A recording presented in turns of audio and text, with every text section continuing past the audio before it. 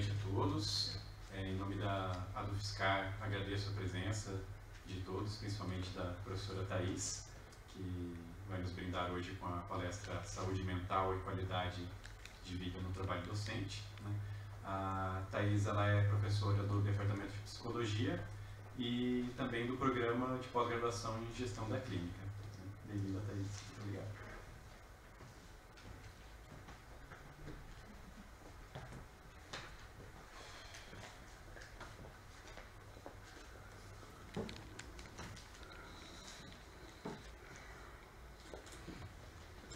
Oi, gente, boa noite. Agradeço o convite da ADUFSCar para estar aqui, estou muito feliz. Tem algumas coisas que às vezes a gente não tem muito tempo de se aproximar, né? Mas em muitos países os sindicatos eles andam assim com essa produção acadêmica específica, né? Assim, encomendam pesquisas e geralmente se troca figurinha exatamente para que as nossas ações elas possam ser baseadas em pesquisas.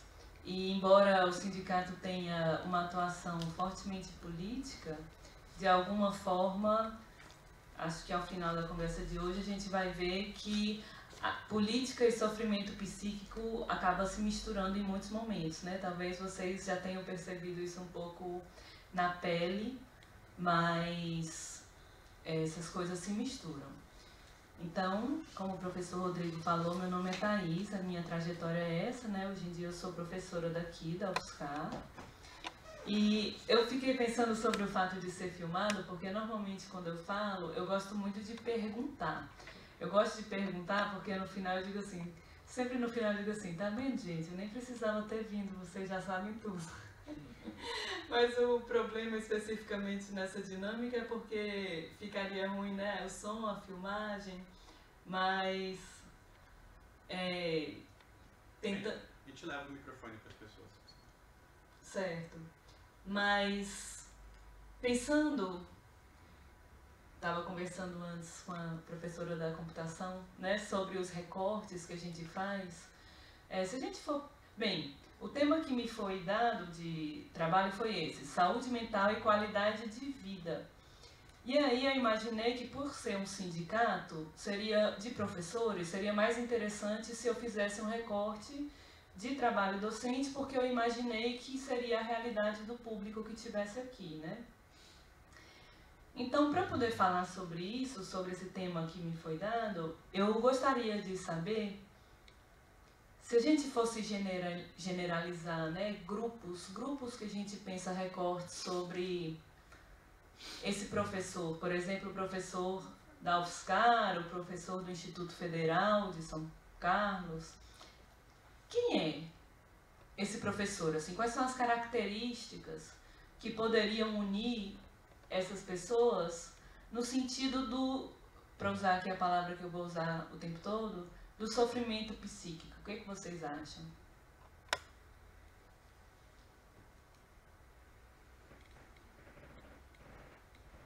Que recortes populacionais a gente pode fazer desse grupo?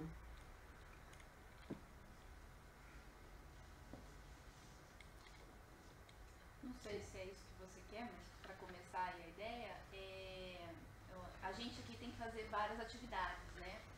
Então eu acho que assim, e a gente é cobrado sempre para fazer as coisas da melhor maneira possível, mais coisas, né? Não basta só ser muito bom professor, mas você também tem que ser bom pesquisador, também tem que ter projeto de extensão e coisas assim. Então eu acho que assim, um retrato que eu vejo, assim, muitos dos meus colegas, e até aqui a plateia vazia retrata isso, as pessoas estão sobrecarregadas com a quantidade de atividades, né, que elas têm que fazer. Então, pra mim, assim, eu vejo isso. Todo mundo muito sobrecarregado, que a pessoa não se permite ter um tempo para estar aqui, por exemplo. Sim, se eu fosse traduzir... é uma coisa meio boba que eu vou dizer, mas eu digo um monte de coisa boba, certo? Esse é o recorte do professor, certo? De um professor universitário, né? Que normalmente tem essas atribuições aí que você está falando. Frequentemente, por exemplo, numa universidade particular, a pessoa pode ter esses mesmos problemas, né, que você está me relatando. que mais? Que grupos de vulnerabilidades, além do fato de você ser professor universitário, tem a ver com o fato de ser professor universitário? O professor em estágio probatório?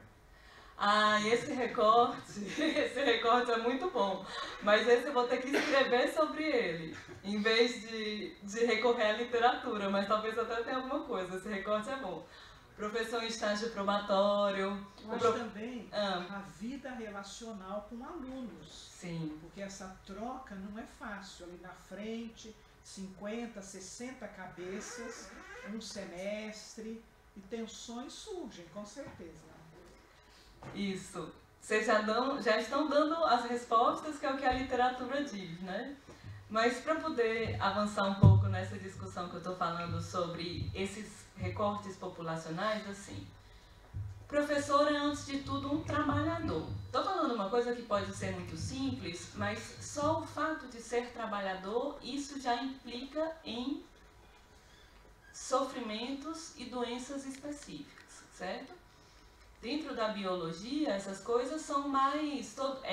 todo mundo sabe, né? Todo mundo já ouviu falar de LER, de tipos... Por exemplo, se a gente for pensar na coisa biológica, o problema da garganta, né? Que normalmente os professores têm mais problemas de garganta do que as outras categorias profissionais. Mas, independente de ser professor, só o fato de ser trabalhador já se vincula ao sofrimento. Porque, se eu for falar de uma forma bem simples, mas na saúde mental muitas coisas são muito simples, e vocês já devem ter percebido isso, muitas coisas, elas são, dependendo de como forem, podem ser boas ou podem ser ruins. O trabalho é uma dessas coisas. O que eu estou querendo dizer? O trabalho, ele pode estar profundamente relacionado ao sofrimento psíquico. No entanto, não estar trabalhando, não estar no mercado de trabalho, não conseguir desenvolver as capacidades para trabalhar, não ter os laços que normalmente o trabalho oferece, não ter os vínculos, né? O reconhecimento social que o trabalho oferece também se relaciona com sofrimento. Então o trabalho ele se relaciona com um monte de coisa boa e se relaciona com um monte de coisa ruim. Então nesse campo maior, que é o maior de todos, que é o primeiro recorte, é ser trabalhador tem a ver com sofrimentos específicos. Essa é a primeira coisa. Depois disso, se eu for pensar especificamente nos professores da Federal de São Carlos e do Instituto Federal de São Carlos, vocês ainda não lembraram, vocês são trabalhadores, mas antes disso, no meio desse caminho, antes de vocês serem professores, vocês são outra coisa. Vocês se lembram?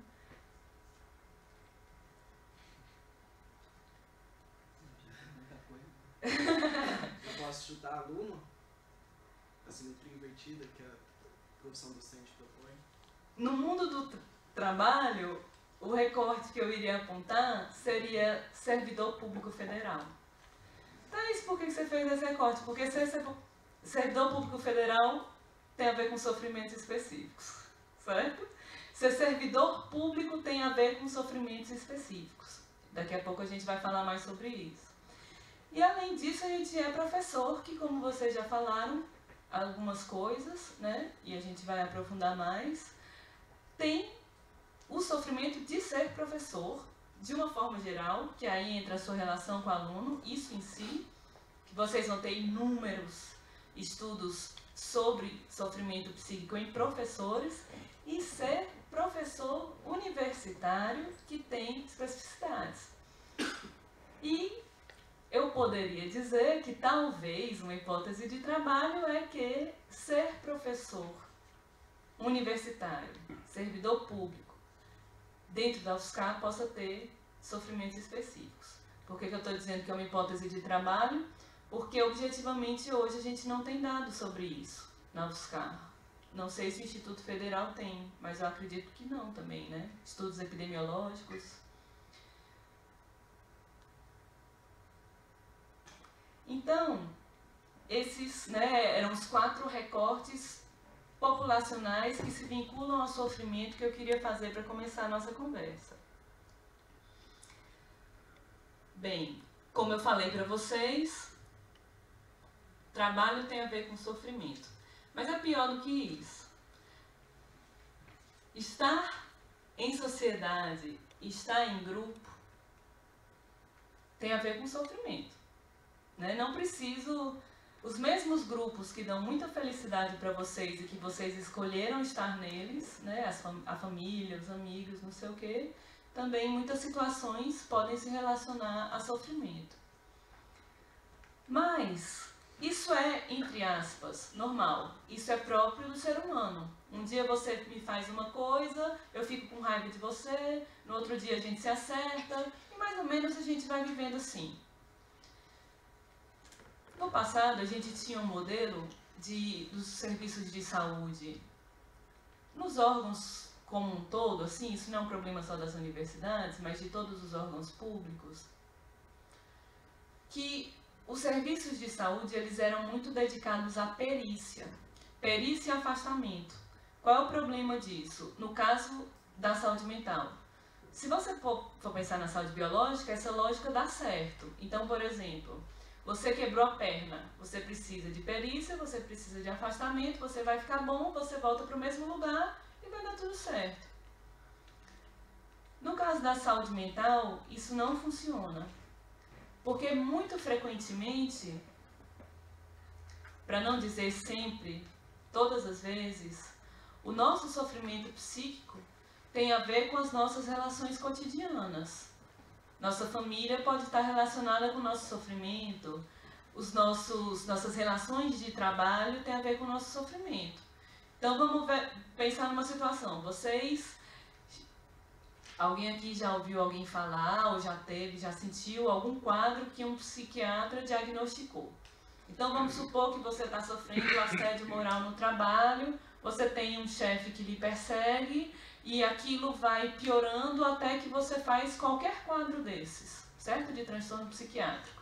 Aí você vai para a perícia, recebe o afastamento e volta para o mesmo lugar, para o mesmo chefe que faz as mesmas coisas. Então, pra gente, na saúde mental, objetivamente, isso não funciona. Esse modelo, ele não funciona.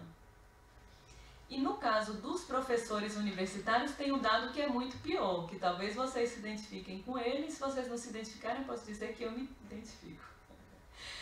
No caso dos professores, o que normalmente se observa é que eles conseguem ficar muito tempo com um grande sofrimento, mas não um grande sofrimento a ponto de já ter se transformado num transtorno psiquiátrico. Tá claro isso que eu estou dizendo? Por exemplo, quando a gente falou da dinâmica de vida, né? Muitos colegas não tiveram aqui porque não tem como estar aqui, né? Eu mesma estava preocupadíssima porque a hora que eu cheguei eu tive que engolir alguma coisa, talvez não desse certo, mas eu também almocei engolindo porque eu estava numa banca, porque a banca ultrapassou o horário, só que não é hoje, né? Não é amanhã, na verdade é uma vida que acontece dessa maneira ruim, por assim dizer, né? A gente mais ou menos encontra uma equilibração numa vida que provavelmente muitas vezes está relacionada a uma série de sintomas, insônia, dor de cabeça, ou pode aparecer o sintoma psíquico de uma forma, como eu estou falando agora, mais biológica. Por exemplo, eu não sei se vocês sabem, para nossa área, né, gente, muitos dos problemas musculares, osteomusculares, eles têm a ver com problemas psíquicos. Então, às vezes, a gente acha que a gente está só com um problema osteomuscular. A gente está com um problema osteomuscular, a gente está com um problema que aparece no corpo, mas isso se relaciona com questões psíquicas. Então, onde a gente precisa avançar, né, como um modelo assim de cuidado, pensar num modelo de cuidado dentro do serviço público, dentro das universidades, como que a gente pode interferir, primeiro de tudo, sem ser nessa lógica de quando já está com uma, entre aspas, doença, com uma doença psiquiátrica, afasta, mas depois não muda nada, volta para o mesmo lugar. Como que a gente pode interferir antes disso virar um quadro psiquiátrico? E de que formas? Será que só tem um modelo biomédico mesmo que desse conta disso? Será que então, né, a gente às vezes vê uma coisas maluquíssimas, tipo aquele povo que defende que tem que botar remédio psicotrópico na água, né, umas coisas assim para ficar todo mundo calmo. Enfim, essa é a resposta?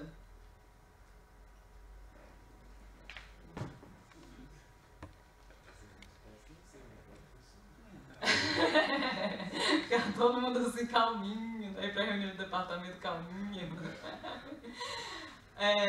Então, o primeiro recorte que eu fiz, né, que eu falei pra vocês, saúde mental do trabalhador,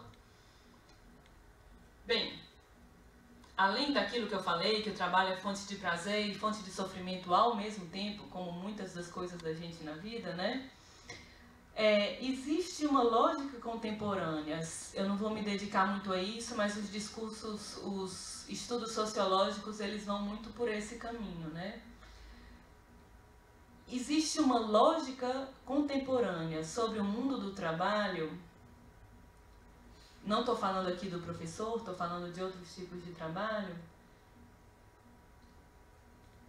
que podem estar relacionados a uma espécie de... Bem, eu vou dizer o que era antes para ficar muito claro o que eu estou dizendo agora. No passado, a sua profissão tinha tudo a ver com a sua identidade pessoal, a sua profissão tinha tudo a ver com a sua identidade familiar, né? As famílias iam... Pronto, eu vou dizer meu sobrenome, Bleicher, do alemão. Os sobrenomes em alemão, normalmente, eles terminam com ER, porque é o que designa a profissão. Eu seria na Alemanha uma lavadeira. Bleich, né, de branco, claro, não lembro mais, então sou aquela que alveja, é alvo, exatamente. Então na Alemanha eu seria de uma tradição de uma família de lavadeiras, né, de pessoas que lavam roupa. O que eu estou querendo dizer com isso? Existia uma construção identitária e você se vinculava ao trabalho de uma outra maneira que nesse momento o tipo de trabalho que muitas das pessoas executam não permitem essa identificação. Muitas vezes o trabalho é tão alienado e segmentado que você não tem uma noção, né, do todo, do que você faz, não sei o quê, então você faz uma parte muito reduzida. Você não se vê no produto do seu trabalho e muitas vezes você está ali só por causa do dinheiro e mesmo o dinheiro não é um dinheiro que possa lhe garantir uma condição digna de vida.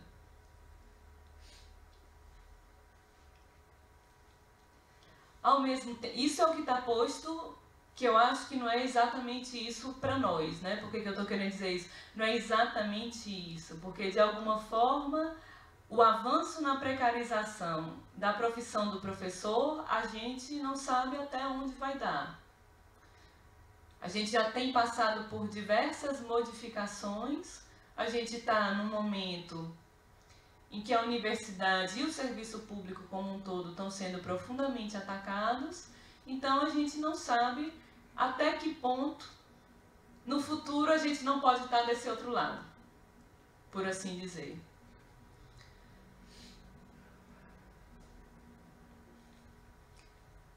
Então, o trabalho, de uma forma geral, ele pode estar associado a situações de sofrimento. E aí é normal no sentido não de que seja bom, mas no sentido de que acontece, né, é frequente, que as pessoas, elas vão começando a desenvolver uma série de estratégias para se defender dessas coisas ruins do ambiente de trabalho. Seja qual for a estratégia. A gente normalmente não tem um assessor de vida, né? E se tivesse um assessor e fosse um especialista, ele também não teria a resposta correta. Por que eu estou querendo dizer isso? Eu estava conversando com um colega ontem, a gente falando sobre problemas, e aí situações como essa, né, situações de assédio e tal, e ele disse assim, eu aprendi a desenvolver uma casca. Algumas pessoas vão tentar se afastar daquele cotidiano, vão tentar não se meter mais, porque se ele se mete, dá problema, então a resposta que ele vai dar vai ser se afastar.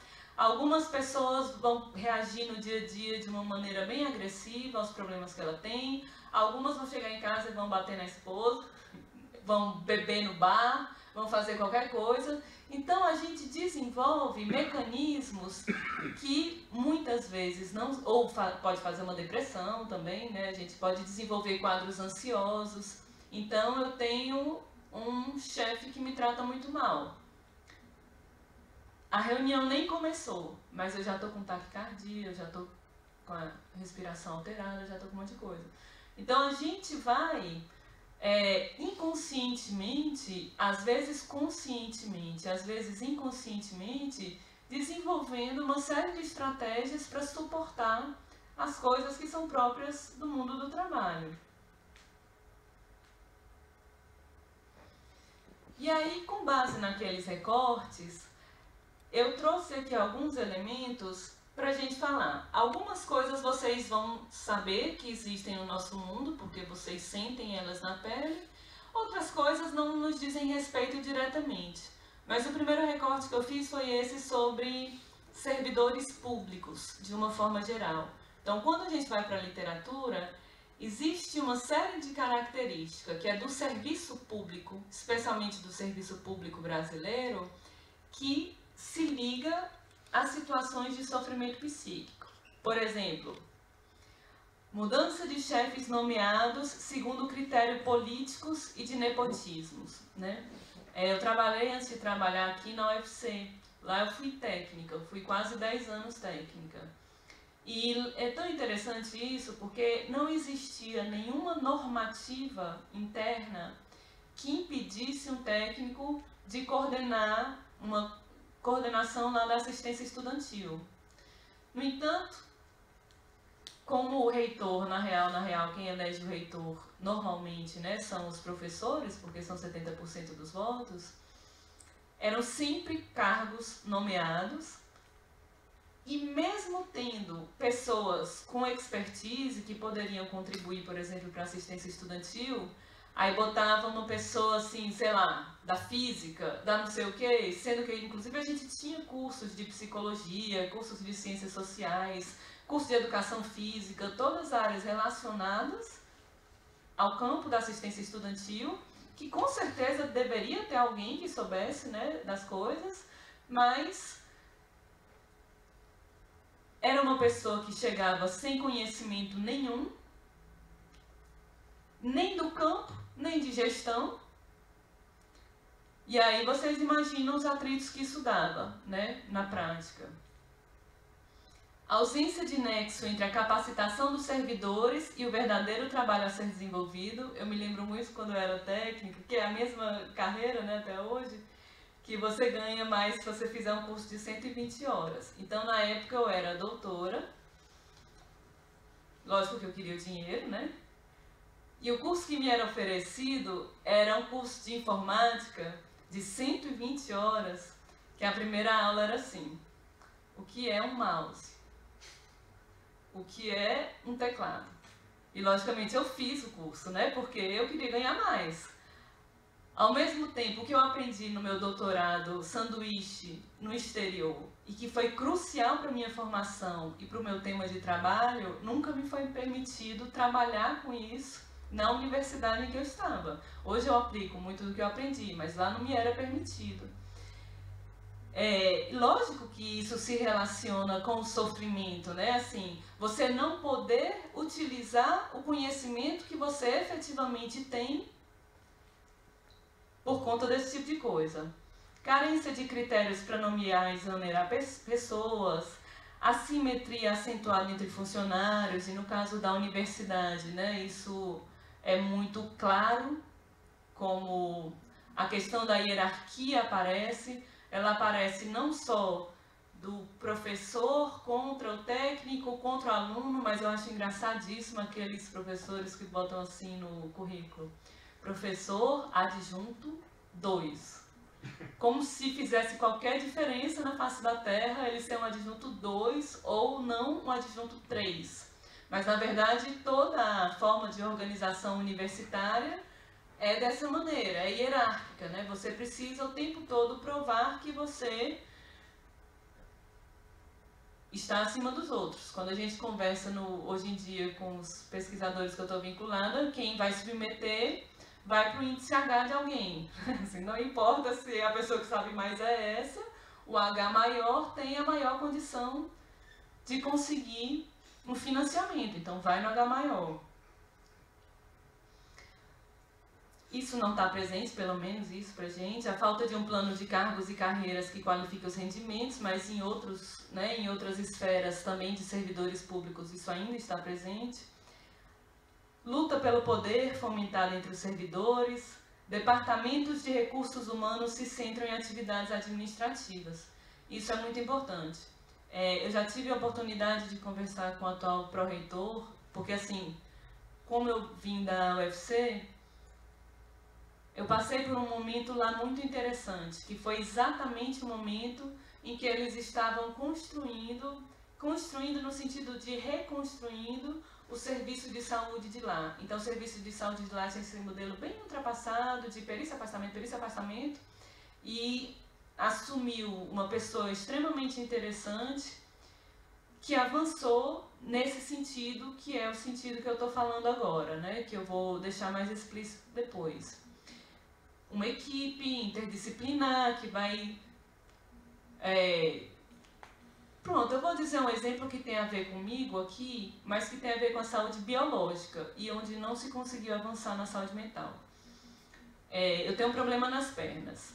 Então, quando eu entrei, eu já vim com a documentação toda corretinha do meu problema.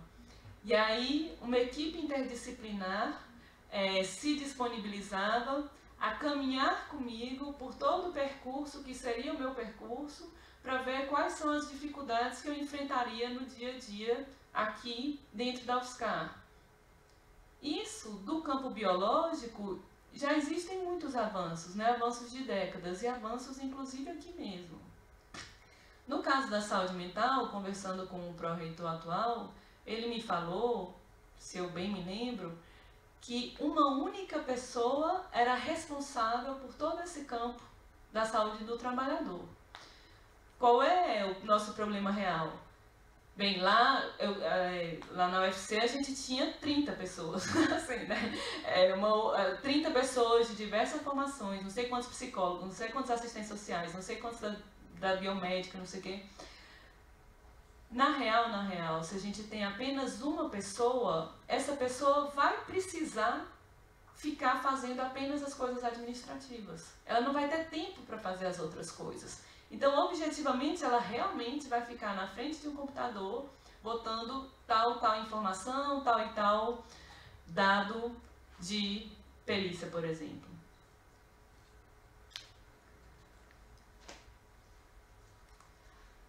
A confusão mental causada pelo fato de ser cúmplice de corrupção administrativa.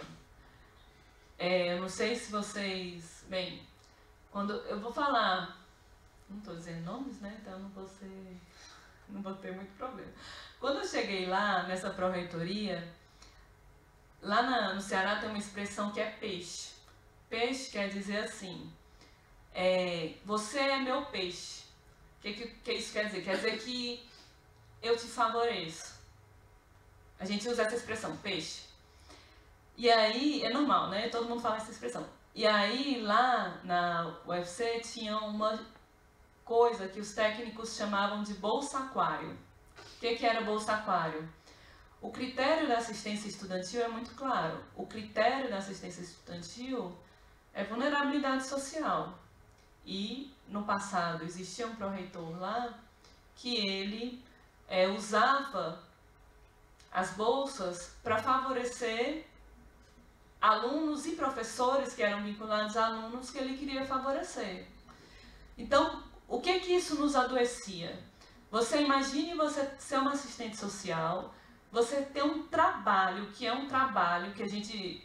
Eu não sou assistente social, mas a gente ajudava. Então, a gente fazia as visitas domiciliares, às vezes ia no sertão do Ceará, para poder chegar, fazer um super relatório para no final entrar a pessoa que chega de carro na universidade e não o aluno que está passando fome. Os efeitos psicológicos de você presenciar a corrupção. E essa percepção de que só os apadrinhados têm êxito. Então, isso são coisas desse segundo recorte que eu falei,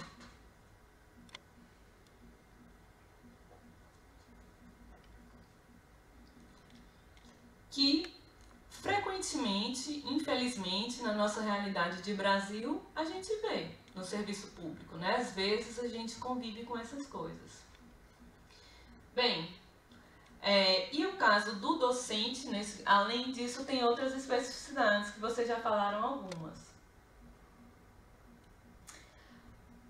Algumas já foram ditas, né? O problema de você lidar diretamente com o aluno, a carga, não ter tempo.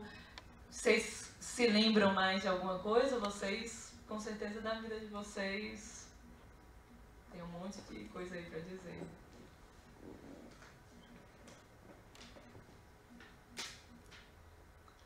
Você falou de ter que fazer pesquisa, ter que fazer extensão, ter que fazer um monte de coisa diferente, né?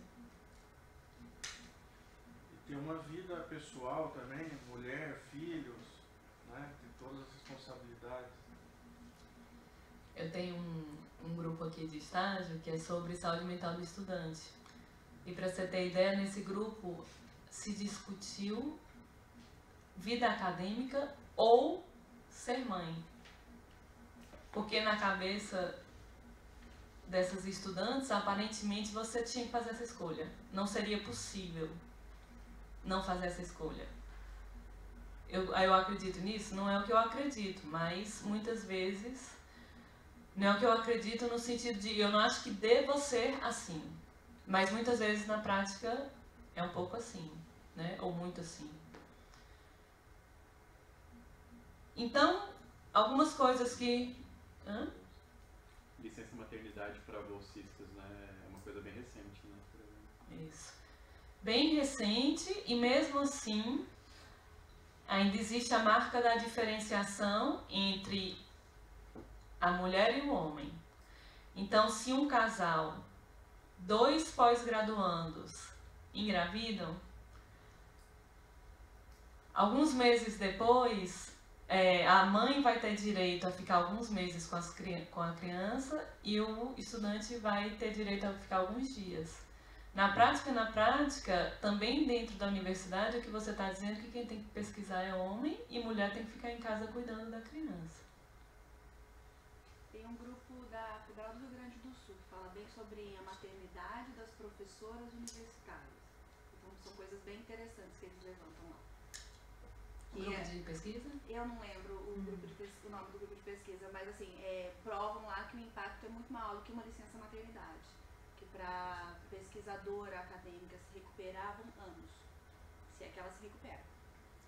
Isso. A minha posição sobre isso é que isso é uma falsa questão. Vou dizer por que é uma falsa questão antes de eu apanhar, tá certo? É uma falsa questão porque a gente coloca como se fosse a questão da maternidade. Mas na verdade, tem a ver com o fato da gente nunca ter o não trabalho. Você está entendendo? Assim, por exemplo, uma pessoa normal, entre aspas, né? Uma trabalhadora normal, um trabalhador normal, o máximo, em teoria, que você trabalharia no Brasil seria 44 horas, né? Pela Constituição seria isso. Então, se você chega em casa e você tem filho e não tem filho, se você quer ver TV, se você quer fazer qualquer coisa, inclusive nada, isso está garantido para todos os trabalhadores. E no nosso caso, não. Então, na verdade, eu considero uma falsa questão porque, na verdade, você não consegue estar com os seus filhos, mas também você não consegue nenhuma outra coisa, além de estar com os filhos. É cruel, né, para quem tem esse desejo específico, mas, na verdade, vai cair na história da vida pessoal que é sacrificada, qualquer que seja ela, mesmo que não seja com filhos. alterações de humor relativas às relações com o aluno, né, os problemas que a gente passa cotidianamente com os alunos, o que vocês já disseram também, pressão institucional por publicação e pesquisa, de rendimento e melhoria na formação do aluno, aprendizagem de novos recursos tecnológicos. A gente já está no momento que existe alguma pressão para os professores se atualizarem nas suas metodologias. Existe alguma crítica também por parte dos alunos. No entanto, boa parte de nós não viveu no seu passado a experiência de ter outro modelo senão o tradicional, e isso gera angústia de talvez não conseguir fazer uma outra coisa a não ser a coisa que a gente foi treinado, né, que a gente conheceu. A submissão às normas e regras técnicas da própria instituição de ensino e governamentais, os efeitos sobre a vida privada que a gente falou. Então, muitas vezes isso aparece em alguns quadros específicos, né? O burnout, por exemplo, que significaria um esgotamento, decepção, perda de interesse pelo trabalho. E eu estou falando de um quadro, mas na verdade, mesmo que vocês não tenham um quadro que um psiquiatra dê um diagnóstico assim, a gente sente uma série de coisas que fazem parte do conflito psíquico, que são esses: nervosismo, estresse, exaustão física e mental, esquecimento, insônia. Ontem eu tive que enviar meu estágio de progressão. Aí eu mandei um primeiro e-mail. No primeiro e-mail tinha um relatório. Aí o secretário me mandou um WhatsApp: Thaís, você esqueceu e eu sabia que eu tinha que mandar o requerimento e o Lattes. Aí eu, nossa, perdão, não sei o que, estou mandando. Eu mandei 2 vezes o Lattes e não mandei o requerimento. E ele mandou em seguida outro e-mail: Thaís, você não... agora, se eu estou dizendo de mim, né, que isso é extremamente comum, mas posso dizer dos colegas também. Na verdade, a sobrecarga é tão grande que a gente não tem condição de dar conta de tanta informação, de tantas coisas para fazer, e isso vai aparecer dessas formas. Por exemplo, no esquecimento. E aí, porque no convite tinha essa expressão qualidade de vida, eu achei importante falar sobre isso. Existe uma coisa chamada programas de qualidade de vida, certo? Só que aqui eu já estou dizendo o que é, e não era para vocês terem visto. Se alguém não leu, quando vocês pensam em qualidade de vida, eu vou fazer um programa de qualidade de vida para o pessoal da UFSCar. O que seria isso? O que vocês viram lá nos negócios lá da UFSCar, no Instituto Federal, nos e-mails, que agora foi criado um programa de qualidade de vida. O que vocês imaginam que esse negócio vai oferecer?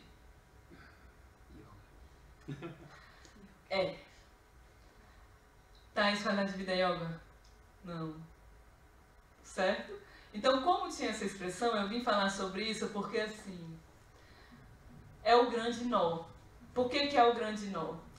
Porque os fatores que levam ao sofrimento psíquico são esses: sobrecarga de tarefas, sobrecarga de exigência, ausência de tempo com a família, ausência de tempo de lazer. Aqui nesses estudos que eu trouxe para hoje não aparecem, mas inclusive a possibilidade de financiamento ou não financiamento de uma pesquisa, isso se relaciona com o sofrimento psíquico acadêmico. Então vejam, nada disso tem a ver com a ausência de yoga. Nos programas de qualidade de vida, como eles surgiram, Thaís, você é a favor desse tipo de programa? Não, eu não sou a favor disso que se chama de qualidade de vida. Mas na origem ele não é yoga. Ele é muito mais potente que yoga. Então, assim, a ideia, né, é uma ideia produtivista, e aí eu penso, eu tenho uma informação muito ruim para dizer, é assim: hoje eu estudo saúde coletiva. Saúde coletiva é um campo, né? Mas se a gente for pensar em saúde de grupos e populações, e se a gente for pensar na história do Brasil, vocês imaginam qual foi o primeiro grupo que teve pesquisas sistemáticas de saúde e por qual motivo?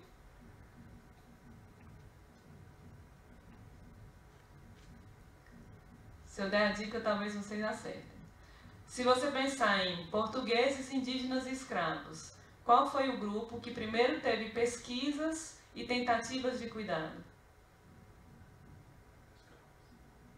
Isso, exatamente. Os escravos. Todas as primeiras pesquisas sistemáticas, elas foram sobre escravos e se você falou, você já sabe o raciocínio por detrás. Os escravos, eles precisam se manter vivos para se manter trabalhando.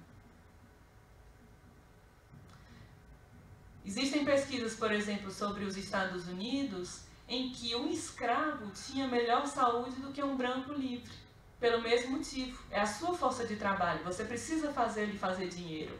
Então, da mesma forma que no Brasil colônia era escravo, essa discussão começa nas empresas por um motivo muito simples. Porque chefe quer fazer alguém feliz, chefe quer fazer alguém produtivo. Se para ser produtivo precisa de felicidade, então eu vou procurar felicidade. Mas o meu objetivo é produtivo, certo? Então essa história de qualidade de vida, ela nasce com esse viés dentro das empresas para fazer as pessoas produtivas.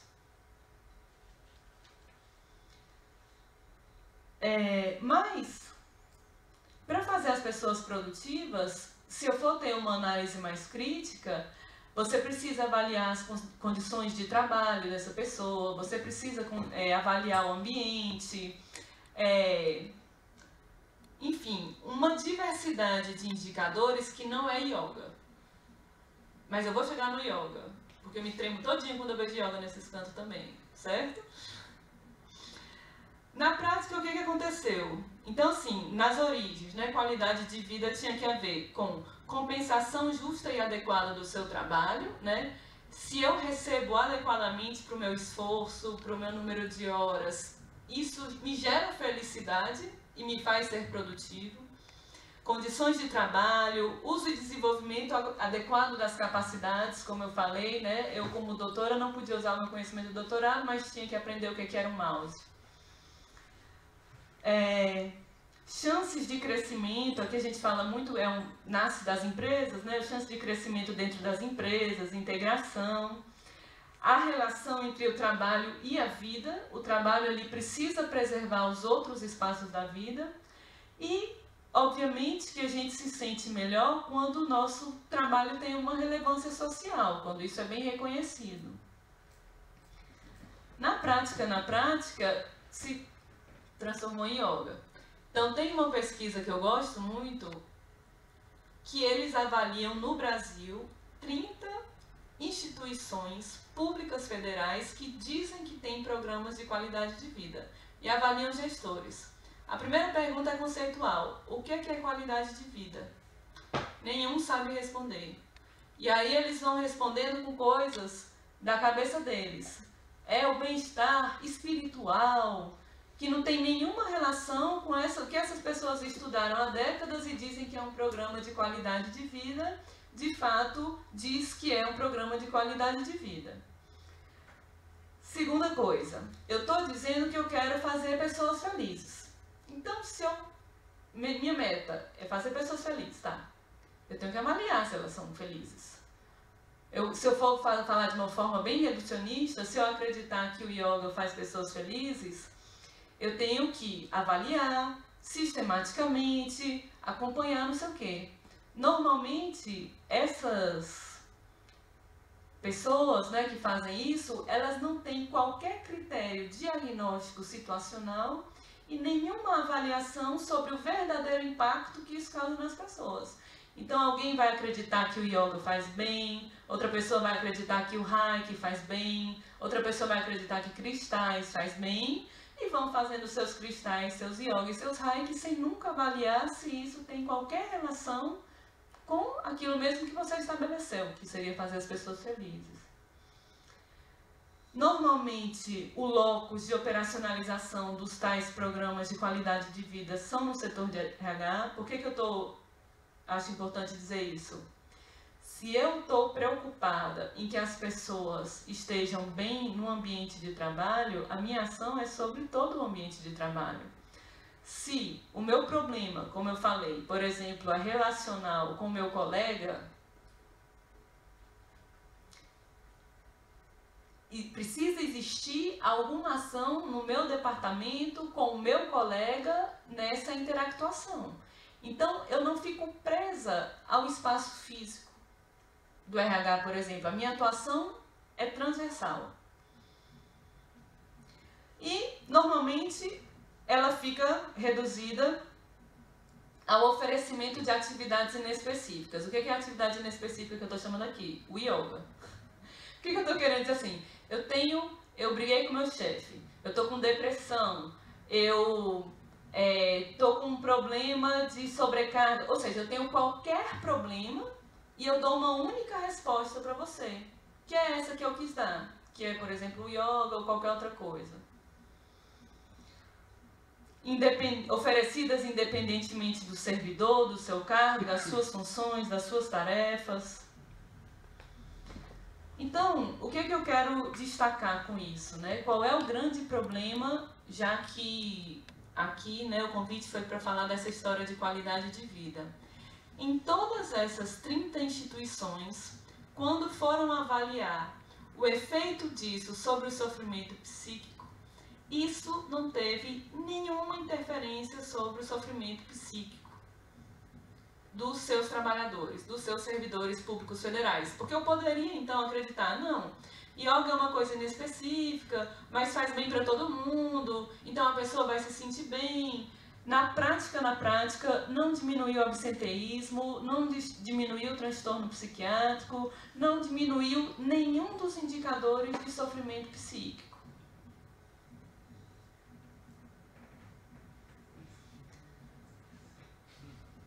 E aí, né, o que tá, porque assim, às vezes a gente fala mal e não fala o que é pra fazer, né? Lá fala mal. Fora, né? Lá fora, o que eles fazem, sei lá, né? Que não aqui, né? O que eles fazem? Pois é. Bem, como é que a gente trabalha? Existe uma questão que é importante,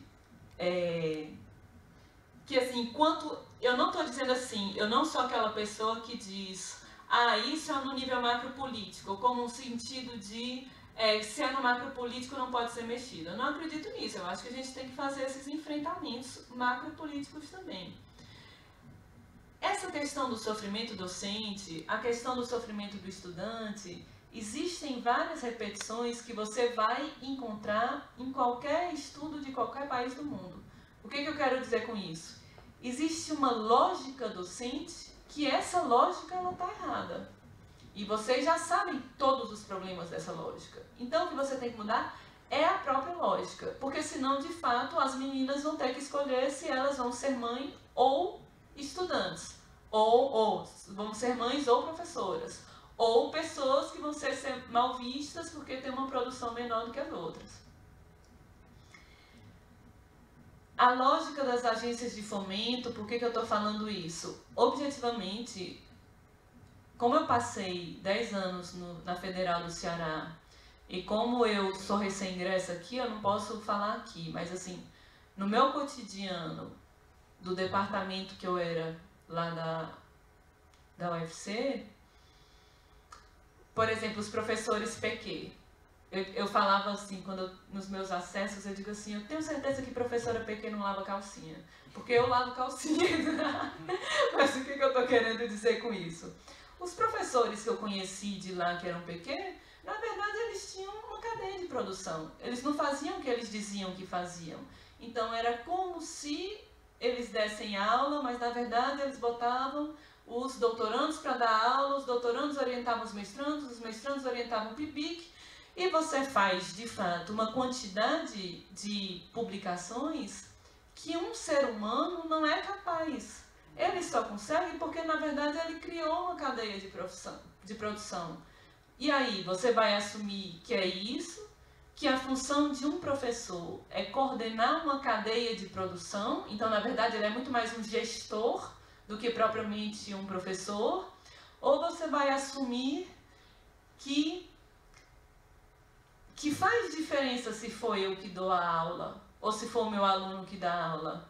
Poxa, eu tenho 20 anos de acúmulo, será que eu não tenho uma aula um pouquinho melhor do que um recém-formado? Eu pessoalmente acho que eu tenho a contribuir com os meus alunos. Eu acho que tem importância eu ler o que os meus alunos escrevem. Que eu posso sugerir coisas que possam ser boas para ele. Combate à precarização do trabalho docente, né? Nesse sentido, é uma tarefa de todos, mas a tarefa do sindicato é fundamental. E no nível mesmo e no nível micro, né? Se eu não ofereço yoga, eu faço o quê? Então, existe uma nomenclatura que a gente chama, que se usa advocacy, assim, que tem a ver com o reconhecimento das nossas possibilidades normativas, legais e institucionais de enfrentar um problema. O que eu estou querendo dizer com isso? Muitos dos assédios que acontecem, de alguma forma as pessoas caem nele porque elas não conhecem a legislação. Vou falar uma situação de lá, para não falar daqui que é o meu lugar atual, né? Uma situação de lá. Eu era técnica, doutora e não me permitiam fazer pesquisa, né? E aí, como eu também não sou uma pessoa assim tão fácil, né? Eu fui em toda a normativa da CAPES, a normativa do CNPq, a normativa da universidade, eu li tudo isso e cheguei para o coordenador de pesquisa e ele disse que eu não podia porque eu era técnico. Eu disse, tudo bem, eu li essa normativa, essa normativa, essa normativa e nenhum deles diz que técnico não pode fazer pesquisa. Agora você me diga em qual normativa está dizendo que um técnico é proibido de pesquisar. Agora, isso fui eu. Quando você tem uma equipe que ela pode te auxiliar nisso, que você conheça os seus direitos, que você conheça os seus deveres, e essa equipe está com você, porque às vezes, por exemplo, quando a gente trabalha com saúde mental do estudante, como é o elo mais frágil, às vezes você só conhecer as normas não é suficiente, porque o professor, o coordenador pode desprezar as normas. Então é importante ter uma resposta institucional. Eu estou aqui com você, nós vamos enfrentar isso juntos. E a lei está nos protegendo. Isso é uma coisa. Resolução dos casos desde uma perspectiva singular. Então, por exemplo, se o meu problema é conflito com o meu colega de trabalho, o nome disso é mediação de conflitos, isso já está dado aí. Se o meu problema são as relações abusivas, por exemplo, da chefia contra mim, esse serviço ele precisaria de repente dar uma orientação a essa chefia, conversar com essa chefia, alguma coisa nesse sentido, mostrar as normas do que se pode e do que não se pode. Isso numa perspectiva micro. Então, na verdade, assim, Thaís, então o que faz? O caso é que vai dizer o que é preciso fazer. Não sou eu que vou dizer assim, é o seguinte, você está com um problema? Venha de tal a tal hora no nosso grupo de yoga. Não, o caso vai me dizer o que eu preciso manejar para mudar o que de fato é o que a gente chama de determinante psíquico do sofrimento. Bem, agora, quem é a gente, né? Quem precisa estar muito ativo nisso? É muito importante existir uma posição institucional. Então é muito diferente quando existe uma gestão que enfrenta, por exemplo, o assédio, enfrenta a violência institucional e diz, nós não aceitaremos isso, o alcance disso, de quando a gestão não abraça isso. Ou às vezes a própria gestão é quem faz, né, boa parte da violência institucional. Dos sindicatos, né, os sindicatos com certeza absoluta são os nossos grandes parceiros. nessas coisas que eu estou falando, inclusive com assessoria jurídica, por exemplo. As redes de apoio, por que eu estou colocando redes de apoio? Porque muitas vezes a gente só consegue suportar aquelas relações vividas pelas nossas relações de solidariedade. Então, numa situação de assédio, além dessas outras coisas que eu estou falando, né, além da importância de existir o sindicato, a importância de existir um serviço dentro da universidade que oriente, que acompanhe, que medie, que interfira. Mas os pares, as nossas relações com os colegas, elas vão ser muito importantes para que a gente não agrave o tal do quadro. Você imagine, você está sofrendo um tipo de violência completamente só, desamparado, e você está sofrendo o mesmo tipo de violência, mas com uma rede de apoio, com pessoas que dizem assim, a gente não vai deixar ela fazer isso com você. E as instâncias jurídicas, né, que tanto o sindicato tem, quanto a universidade sempre tem, quanto às vezes, dependendo do que for que de fato estiver acontecendo, a gente pode recorrer ao jurídico externo. Então, gente, era um pouco isso que eu vinha para falar. Eu acho que se eu fosse falar da caracterização do sofrimento, é uma coisa que todos nós já sabemos, porque a gente vive isso, né?